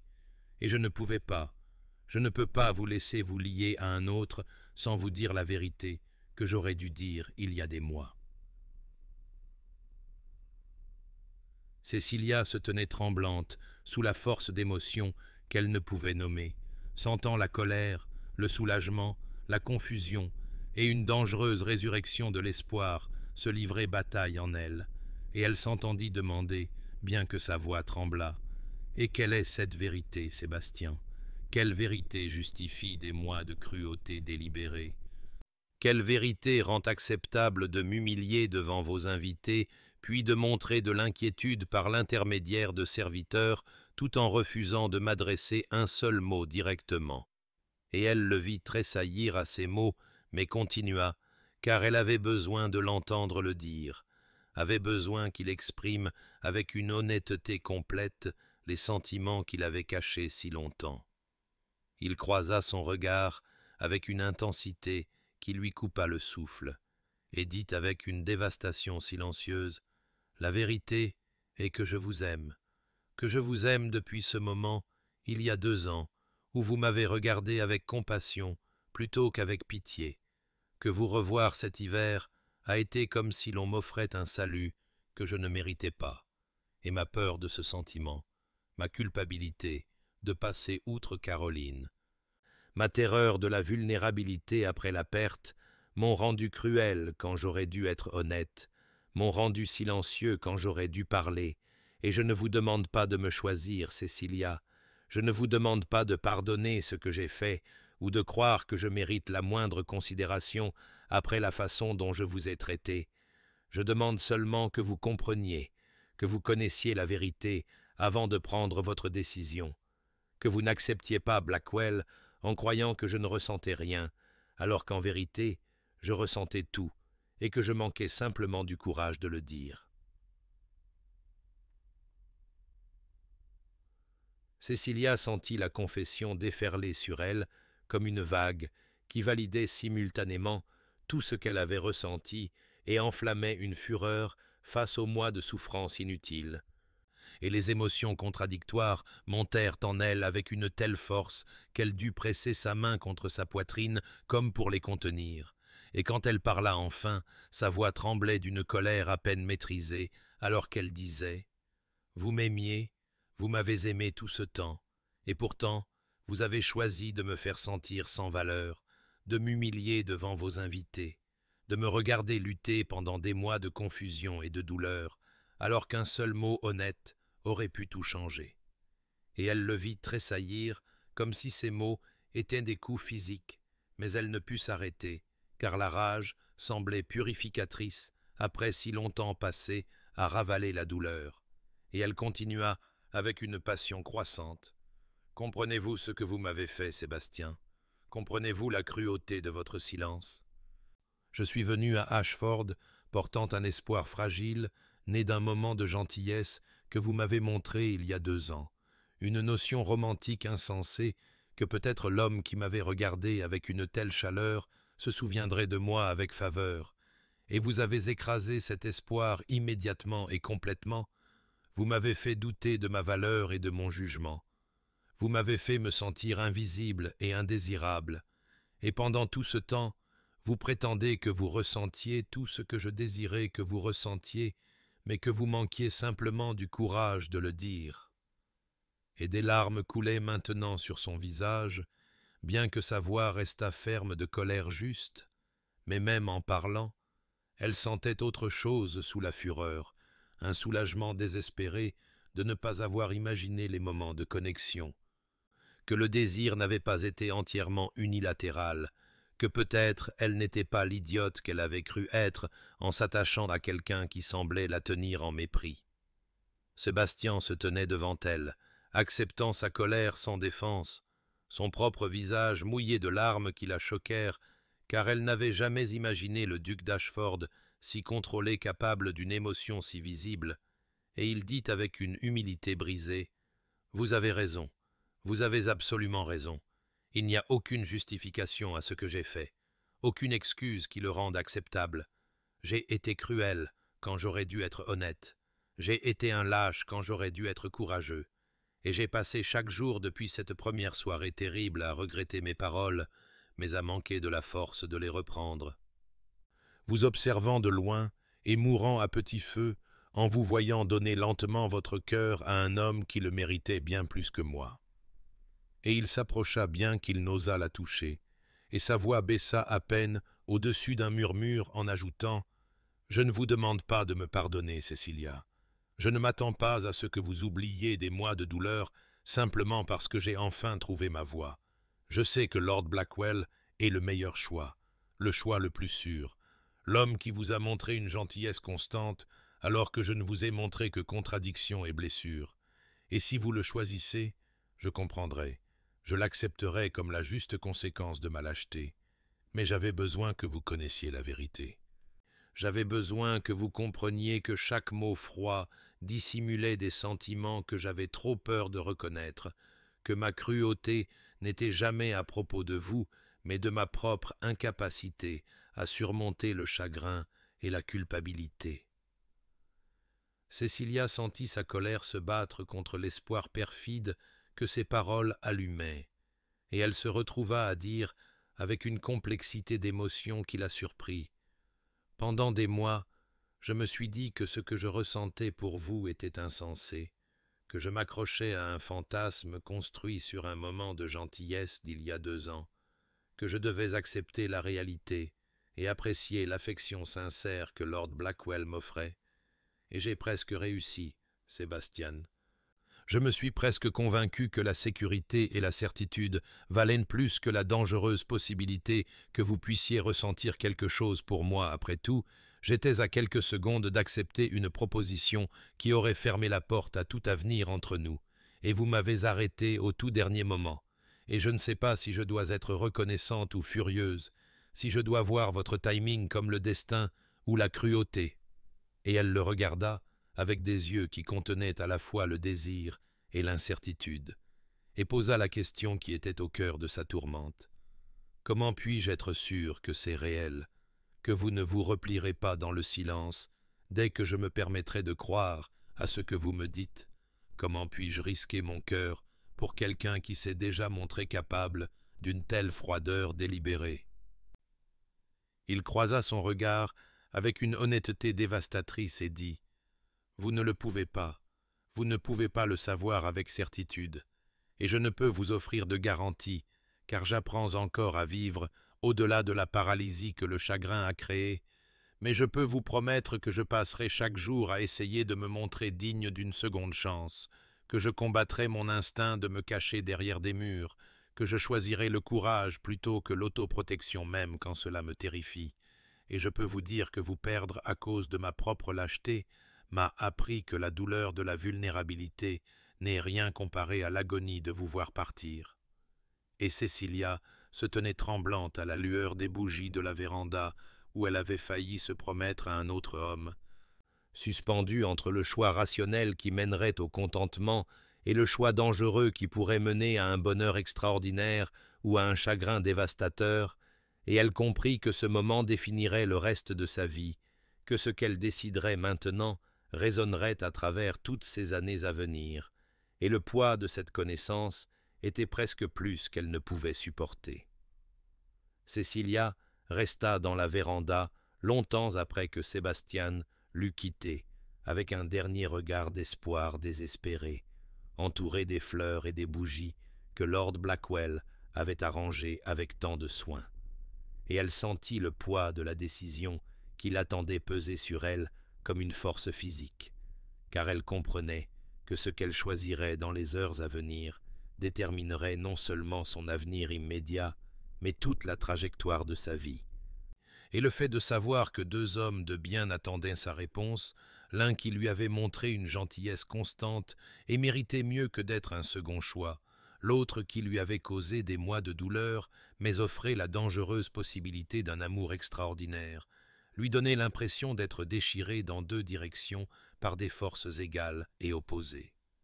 Elle savait qu'elle devait parler à Lord Blackwell, qu'il méritait l'honnêteté et la clarté, plutôt que d'être laissée dans une incertitude suspendue pendant qu'elle se débattait avec son cœur. Et elle le chercha donc dans le salon, où il se tenait près de la fenêtre, regardant la nuit d'hiver avec la posture d'un homme se préparant à la déception, et quand elle entra, il se tourna vers elle avec une compréhension si douce dans les yeux qu'elle sentit sa gorge se serrer de culpabilité et de gratitude à parts égales, et avant qu'elle ne puisse parler, il dit avec une dignité tranquille :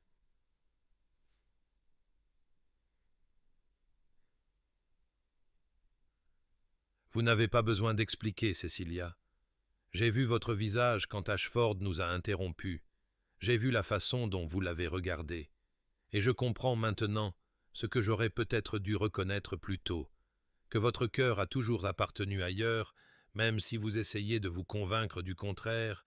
et bien que j'eusse espéré que la constance et une affection sincère pourraient l'emporter là où la passion vous avait autrefois réclamé, je ne suis pas assez sot pour croire que la sécurité seule peut rivaliser avec l'amour. » Elle sentit des larmes couler sur son visage, alors qu'elle prenait ses mains et disait avec une sincérité tremblante : « Vous avez été tout ce qu'il y a de plus gentil et de bon, Edmund. Vous m'avez montré du respect et de la considération quand j'en avais désespérément besoin, et vous méritez quelqu'un dont le cœur est entièrement libre de vous aimer, sans réserve ni sentiment conflictuel, quelqu'un qui ne porte pas l'histoire compliquée et le désir douloureux que j'apporte à chaque interaction,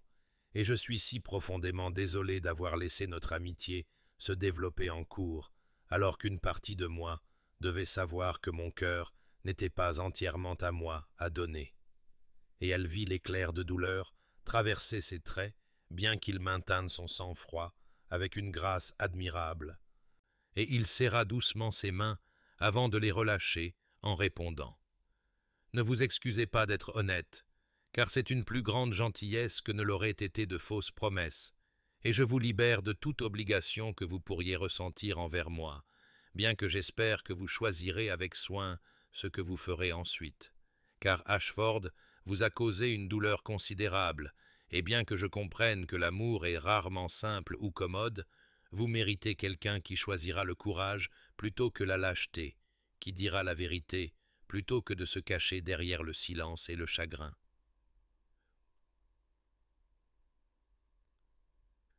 Elle hocha la tête à travers ses larmes et le remercia avec une chaleur sincère pour sa compréhension, et il la quitta avec un dernier sourire doux qui contenait à la fois la déception et des vœux sincères pour son bonheur, se montrant noble même au moment de perdre ce qu'il avait espéré gagner, et après son départ, Cecilia se retrouva seule avec l'énormité de ce qu'elle venait de faire, car elle s'était libérée du chemin sûr et certain, mais ne s'était pas encore engagée dans l'alternative dangereuse et compliquée, et elle passa les jours suivants à marcher seule sur les terres hivernales d'Ashford, émitouflée contre le froid, tandis que ses pensées tournaient en cercle de peur, d'espoir et d'incertitude. Arabella la trouva lors d'une de ses promenades et se mit à marcher à ses côtés, avec l'aisance confortable d'une véritable amitié, et après qu'elles eurent marché en silence pendant quelques minutes, elle dit doucement : « Je sais que vous êtes aux prises avec une décision impossible, essayant de peser la sécurité contre la passion, la certitude contre le risque, mais je me demande si vous vous posez les bonnes questions, car peut-être que le choix n'est pas entre deux hommes, mais entre deux versions de vous-même, la femme prudente qui protège son cœur de toute douleur supplémentaire, et la femme courageuse qui risque tout pour la possibilité d'un amour profond. Et Cécilia regarda son amie avec des yeux qui contenaient l'épuisement et la confusion en répondant. Mais comment puis-je être sûr que Sébastien ne se repliera pas dans le silence dès que je me permettrai de croire en ses sentiments? Comment puis-je risquer mon cœur pour quelqu'un qui a déjà démontré une telle capacité de cruauté, même si cette cruauté était enracinée dans sa propre douleur et sa peur? Arabella resta silencieuse un moment avant de répondre avec une sagesse réfléchie. « Vous ne pouvez pas le savoir avec certitude. Aucun de nous ne peut prédire l'avenir ou garantir que ceux que nous aimons ne nous blesseront plus jamais. Mais j'ai observé mon frère ces derniers mois, et je l'ai vu se transformer de l'homme figé et accablé de chagrin qu'il était devenu après la mort de Caroline, en quelqu'un de désespéré et de vivant de sentiments. Et je crois que vous perdre lui a appris ce que ces années de deuil n'ont pu lui apprendre, que la vie n'offre de secondes chances qu'à ceux qui sont assez courageux pour les saisir, et je pense que la vraie question à laquelle vous devez répondre n'est pas de savoir s'il mérite une autre chance,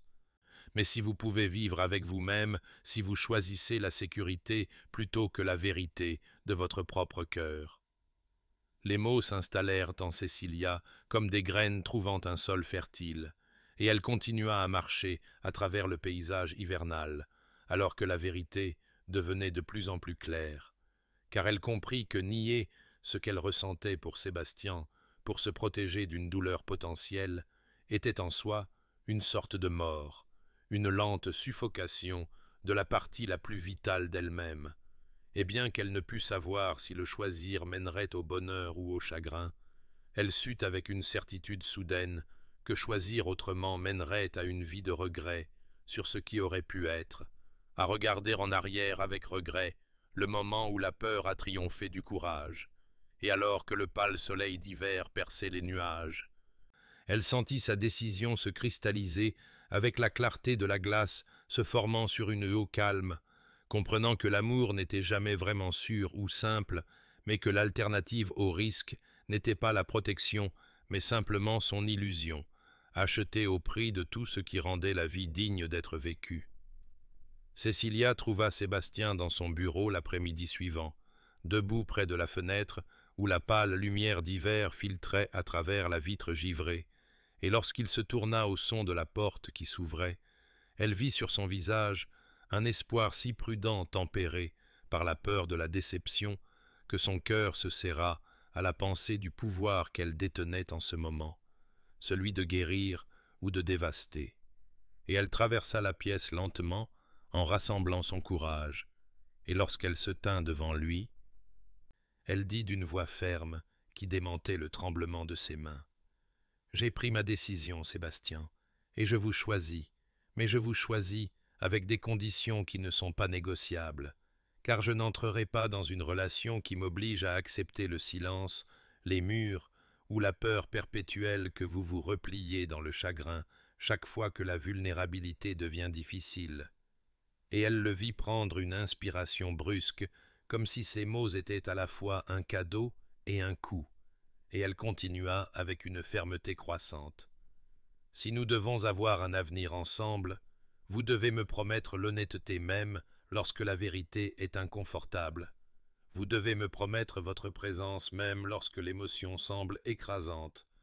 Vous devez me promettre un partenariat plutôt que le genre de protection distante qui se fait passer pour de l'attention, mais qui n'est en réalité qu'une autre forme d'abandon. Et j'ai besoin de savoir que vous comprenez ce que je demande, que vous êtes capable de me rencontrer à découvert, plutôt que de vous cacher derrière la sécurité de la solitude et de l'autoprotection. »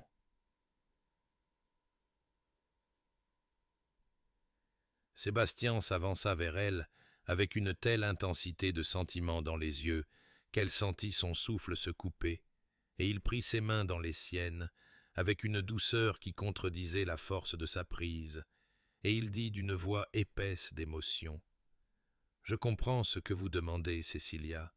et j'accepte vos conditions, non pas comme des fardeaux, mais comme des guides, pour devenir l'homme que j'aurais dû être depuis le début. L'homme que j'étais avant que le chagrin ne m'apprenne qu'aimer signifiait une perte inévitable, et que la protection signifiait construire des murs si hauts que rien ne pouvait m'atteindre.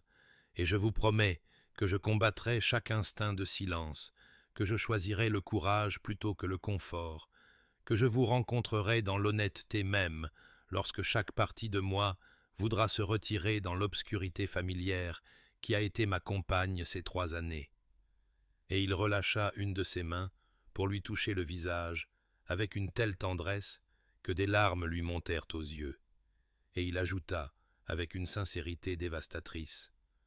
« Je ne peux pas promettre que je réussirai toujours, que je ne trébucherai jamais, ou que je ne retomberai pas momentanément dans de vieilles habitudes,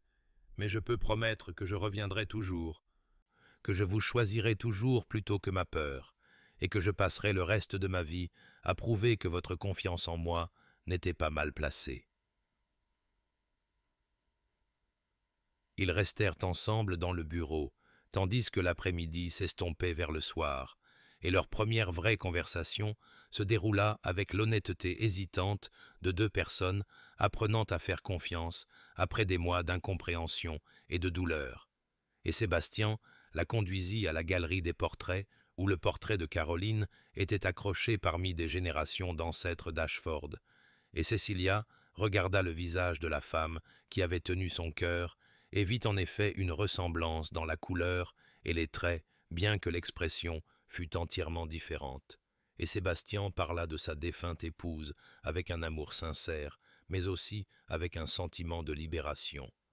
Reconnaissant le chagrin qui l'avait défini, tout en reconnaissant également qu'honorer la mémoire de Caroline ne l'obligeait pas à rester à jamais figé dans le moment de sa mort. Et il dit doucement alors qu'il se tenait devant le portrait. « Elle n'aurait pas voulu cela pour moi, cette demi-vie que j'ai vécue. Elle était généreuse et chaleureuse, et m'aurait dit que l'amour n'est pas une ressource limitée qui doit être thésaurisée, mais plutôt quelque chose qui se dilate pour accueillir de nouveaux sentiments aux côtés de souvenirs chéris. » Et Cecilia sentit à ce moment-là la dernière de ses incertitudes se dissoudre, car elle comprit qu'elle ne remplaçait personne, mais écrivait plutôt un nouveau chapitre dans une histoire qui avait connu à la fois la tragédie et la possibilité de la rédemption. Sébastien lui demanda, avec une humilité qui la toucha profondément, si elle lui permettrait de la courtiser convenablement, de gagner par une action constante et une présence sincère ce qu'il avait failli perdre par lâcheté et silence. Et Cecilia accepta, comprenant qu'ils construiraient leur relation sur le fondement de la vérité qu'ils avaient enfin établie. Et alors qu'ils quittaient la galerie des portraits ensemble, elle sentit le poids des derniers mois commencer à se lever, remplacé par quelque chose de fragile mais de sincère,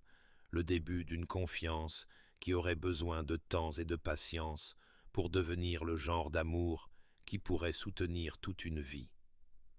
Le printemps arriva à Ashford avec la douce insistance du renouveau, comme si la nature elle-même conspirait pour refléter la transformation qui se déroulait entre Cecilia et Sébastien,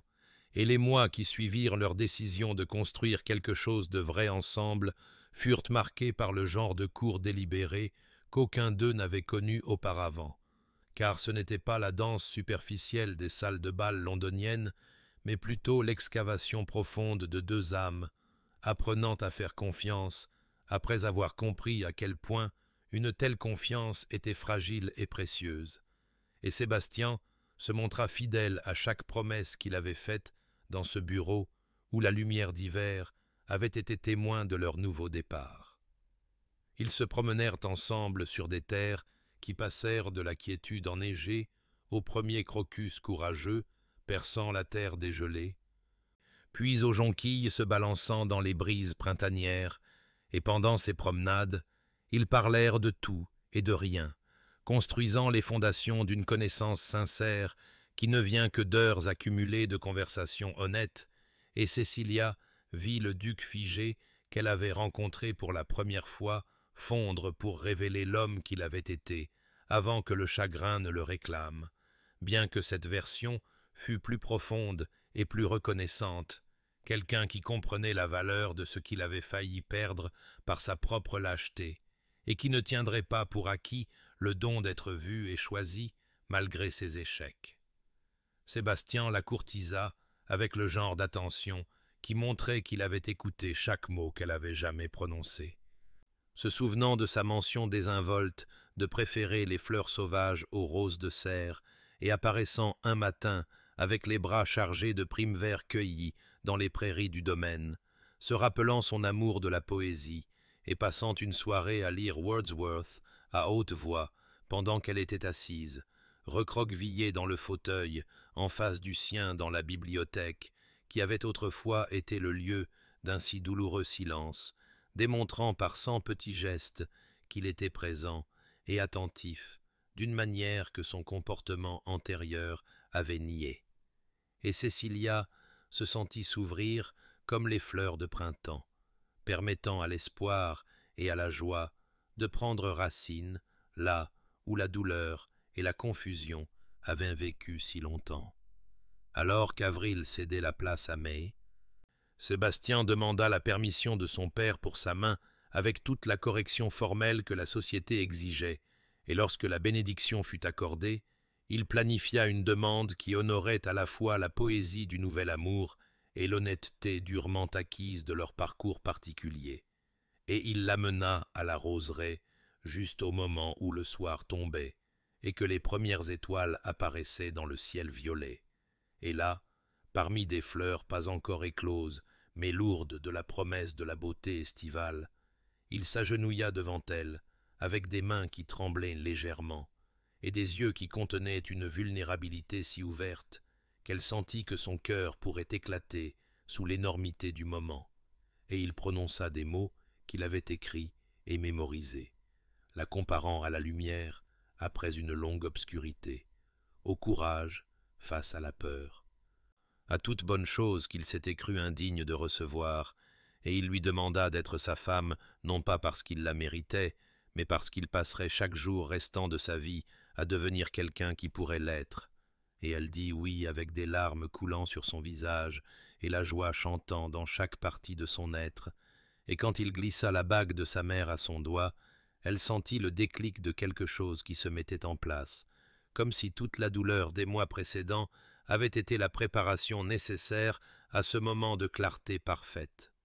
Leurs fiançailles furent célébrées avec le genre de bonheur sincère qui ne vient que lorsque les personnes rassemblées comprennent le chemin improbable que le couple avait parcouru pour arriver à ce point. Et Arabella étreignit Cécilia avec des larmes de joie et murmura qu'elle n'avait jamais vu son frère si vivant, si présent, si entièrement lui-même, que ce qu'il était devenu en aimant et en étant aimé par quelqu'un qui exigeait sa pleine participation à la vie, et le mariage fut prévu pour la fin juin, lorsque l'été serait en pleine floraison et les jardins du domaine à leur apogée, et à l'approche du jour J, Cécilia ne ressentit aucune de la nervosité que les mariés sont censés éprouver, mais plutôt une profonde certitude qu'elle choisissait exactement comme il le fallait, que l'homme qui l'attendait à l'autel la rencontrerait avec l'honnêteté et le courage qu'il avait promis. Et lorsque le jour arriva, avec un soleil de juin parfait et des roses grimpant sur les murs de la chapelle en cascades abondantes, elle remonta l'allée vers Sébastien et vit sur son visage une telle gratitude, un tel amour et un tel engagement déterminé qu'elle sut que chaque moment de douleur avait valu la peine d'être enduré pour le don de cet amour durement gagné et honnêtement construit. Ils échangèrent des vœux qu'ils avaient écrits eux-mêmes, promettant non pas l'obéissance et la provision conventionnelle, mais plutôt l'honnêteté même dans la difficulté, la présence même dans la douleur, le courage même dans la peur, et un partenariat fondé sur la compréhension que l'amour exigeait un choix actif plutôt qu'une acceptation passive, et lorsque le vicaire les déclara mariés et que Sébastien l'embrassa avec une tendre révérence devant tous leurs proches réunis, Cécilia sentit l'histoire qui avait commencé avec tant de cruauté et de confusion se transformer en quelque chose de entièrement nouveau,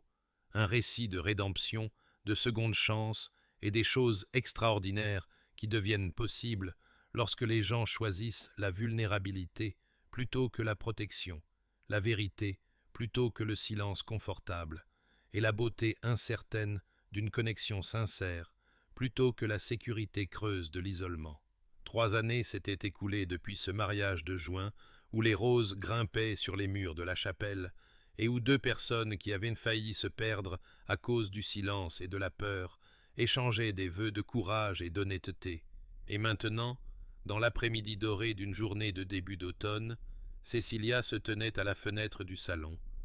regardant ses enfants jouer dans les jardins d'Ashford,